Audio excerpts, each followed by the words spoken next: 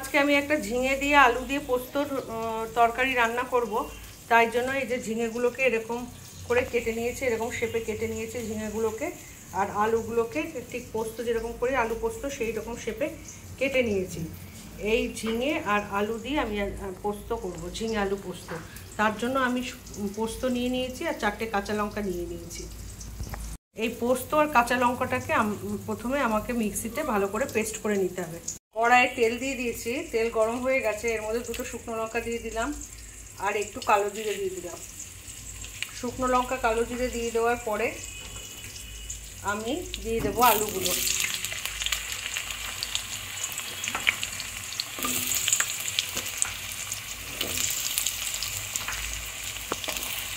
আলুগুলোকে প্রথমে একটু ভেজে নিতে হবে। আলুগুলোকে একটু লাল লাল করে প্রথমে ভেজে নেব। পোস্ত আর কাঁচা লঙ্কাটা মিক্সিং জারে নিয়ে নিয়েছি, দেখতেই পাচ্ছেন। তার সাথে আমি একটুখানি আদা আর জিরে একসাথে এর মধ্যে দিয়ে দেবো। দিয়ে এই অল্প একটু জিরে, আদা, কাঁচা লঙ্কার পোস্ত দিয়ে মিক্সিতে পেস্ট করে নেব। আর এই আলুর মধ্যে একটু নুন দিয়ে দিলাম।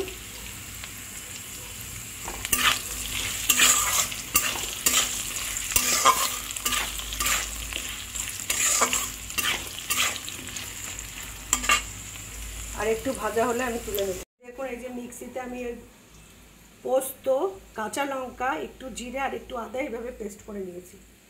এগুলো আমার ভাজা হয়ে গেছে। এবার আলুগুলোকে আমি তুলে নেব। আমি আলুগুলোকে এইভাবে লাল লাল করে ভেজে নিয়েছি। এবার আলুগুলোকে তুলে নেব। আলু ভেজে নেওয়ার পরে সেই তেলেই আমি ঝিঙেগুলো দিয়ে দেব।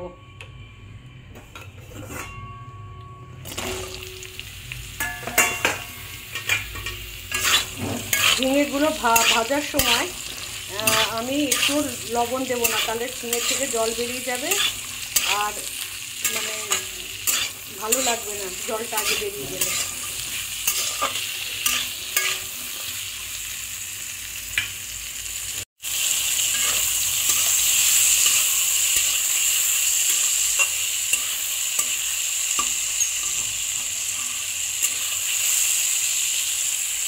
ঝিঙেগুলো একটু ভেজে ভেজে নিচ্ছি।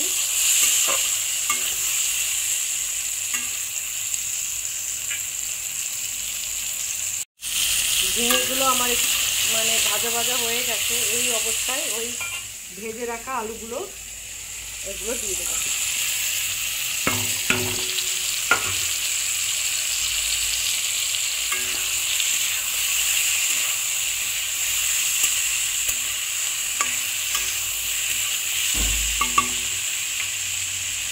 এবার দিয়ে দেবো পোস্ত, ওই যে বেটে রেখেছিলাম সেই পোস্ত, কাঁচা লঙ্কা, একটু জিরে আর আদা, সেই বাটাটা দিয়ে দিচ্ছি। আর দিয়ে দেওয়ার পরে এটাকে একটু কষিয়ে নিচ্ছি এগুলো পোস্তটার সাথে।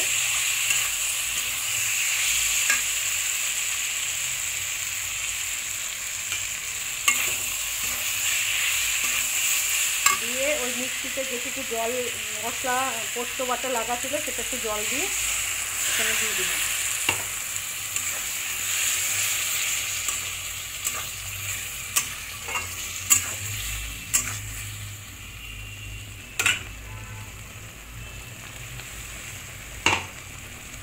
দিয়ে দিলাম চিনি।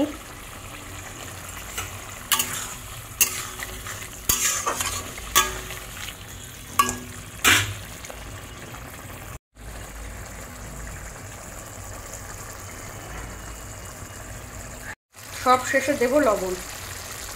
যেহেতু ঝিঙে ভাজার সময় আমি লবণ দিইনি, এখন লবণটা দিচ্ছি।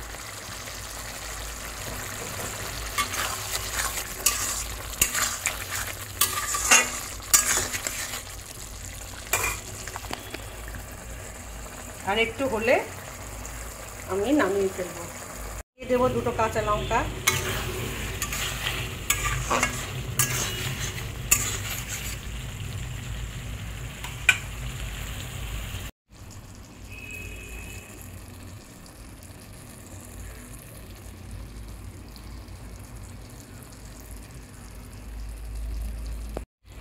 বন্ধুরা দেখুন আমার ঝিঙে আলু পোস্ত হয়ে গেছে, রেডি হয়ে গেছে।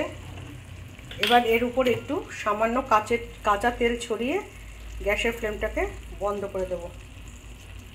একটু কাঁচা তেল ছড়িয়ে দিলাম, গ্যাসের ফ্লেমটাকে বন্ধ করে দিচ্ছি, দিয়ে এটাকে আরেকবার নাড়িয়ে এটাকে আমি একটু ঢাকা দিয়ে দেব।